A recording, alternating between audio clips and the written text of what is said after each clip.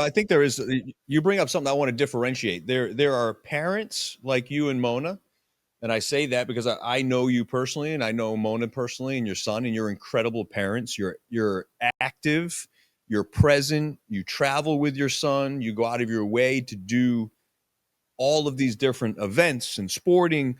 And so that's what I would call an active parent. And then you have what I call landlords. And so landlords are people that happen to own a home, and their kids just live in the bedroom there. And so to raise 10 children would be nearly impossible would be very difficult. And so it's an accomplishment to your parents.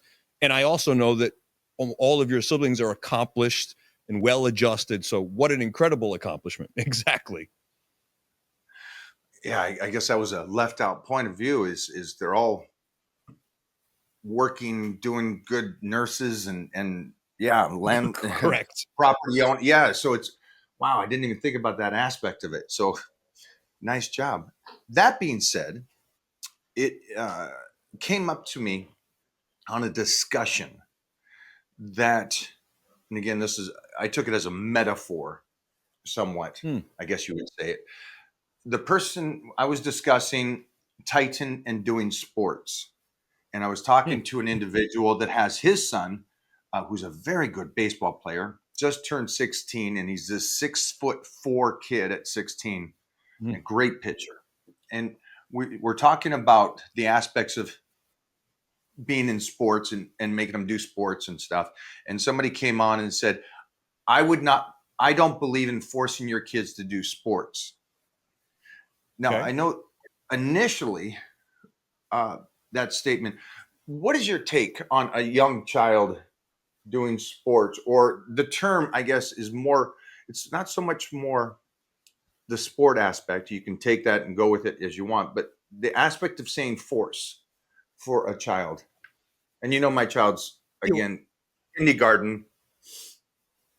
Right. But I don't believe in forcing children to do anything, but you have to introduce your child to all of the things that are available. And so I think some people use the word force as a way to allow themselves to be lazy parents. And so I didn't force my child into anything. I introduced my daughters to all of the opportunities that were available. And so with my youngest, it was soccer and volleyball and softball, and the ones that she loved, she pursued, and the ones that she just didn't enjoy, we didn't do it. But so, no, I don't think you should force your child, but I also don't think you should use it as an excuse not to introduce them and keep introducing them to things until they find something that they're passionate about. Okay, you're much nicer than me. I said, well, I want to hear your take. My take was you're an idiot as a parent. And yes, I force him. And I continued that by going, my son doesn't want to go to school. I make him go to school. Every parent does. Fair enough. Or the majority of parents force. If you want to use that word, that's fine. Yeah. Force them to go to school. You do force them to go to school. And they learn. You force your child to eat some meals during the day. Again, yes. And you try to get them to eat something healthy. Yes. I mean, you can give them cake twice a day because that's what they want. You can let them sit on the computer or the video games all day, but you are trying to get them to do their homework. So my understanding to that, and I like how you put it, you said you introduce it, which is a much nicer word than mine. It's a nicer way of saying the same thing. Yep. Okay. Yep. Agreed. We made the point that if I force him to do a sport, just like he has to go to school, he has to learn a musical instrument to get both sides of the brain function in a certain way and do sports so he can learn teamwork, his body, get it moving, get him understanding how his body is functioning at 6 years old, or if you got a 10-year-old or any age. Social skills, all of it. I thought that was an interesting point of that person using sports as a toxic thing. Yeah. Going, I'll make him go to school. I think but I won't make him try this. Yeah. I mean, listen, I think we're saying the same thing in a different way. I don't believe in forcing sports on a child, but actually hearing you say it, you're right. We force our kids to do a lot of things.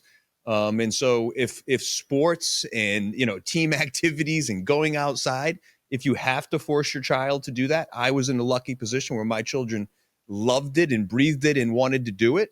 But absent that, I think if I had to force my child to do something, of all of the things that parents force their kids to do, sports and physical activity is probably at the top of the list of things that should be forced more nowadays, for sure.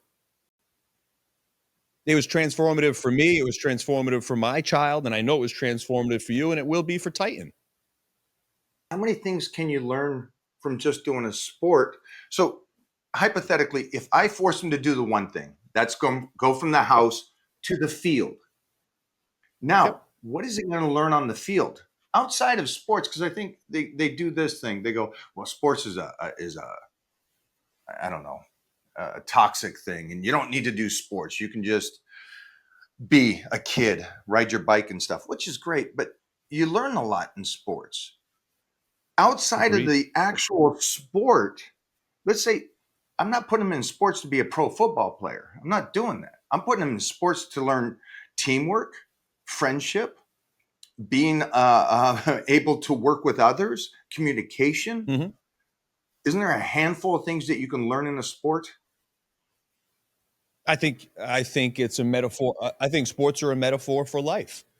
And, you can say it's because I was an athlete, or you can say it's because my father forced me, which, by the way, my father absolutely forced me to participate in sports. And I will tell you that it was the most transformative part of my entire life. It shaped me as a young man. It shapes me still as an adult today. It has given me work ethic that I don't think I would have ever enjoyed. Today as an adult, it taught me teamwork in a way that I wouldn't have understood. It taught me how to win in a good way, lose in a good way. It taught me competition. It taught me interaction. It taught me to be in tune with my body. It taught me everything that I really like about myself as an adult. So it's not kind of a good thing. I think sports and physical activity is probably paramount in every child, should be paramount in every child's life. I agree with you on all that. And I think when sports for us, I think in our era, it was more of the term I'm using. You're Mm-hmm. doing this. You're going to do this. Well, under my house, Absolutely. it's my rules. That's right. I was talking to somebody and I said, it was an interesting statement. He said he grew up with one brother and I grew up with, again, nine siblings. And the one thing that there wasn't in my era was there wasn't I don't get to ask why. It's just because my parents, my mom or dad said, you're doing this. Why? No, you're doing this. You don't do as I why. say, not as I do, or because I said so. There you go. Because I said so.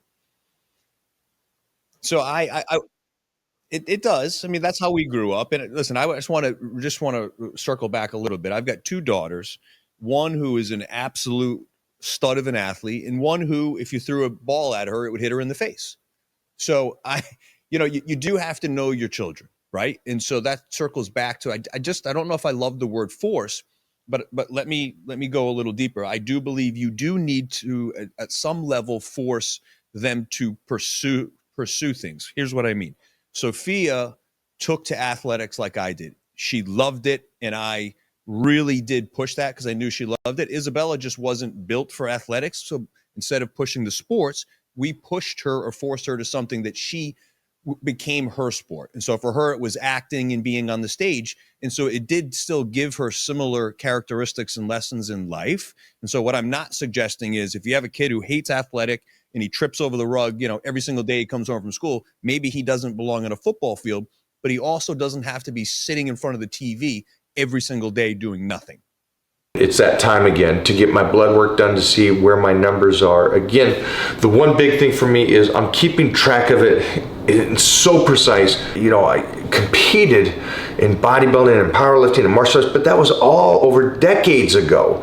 And so how can I continue to keep this physique and be this strong at this stage?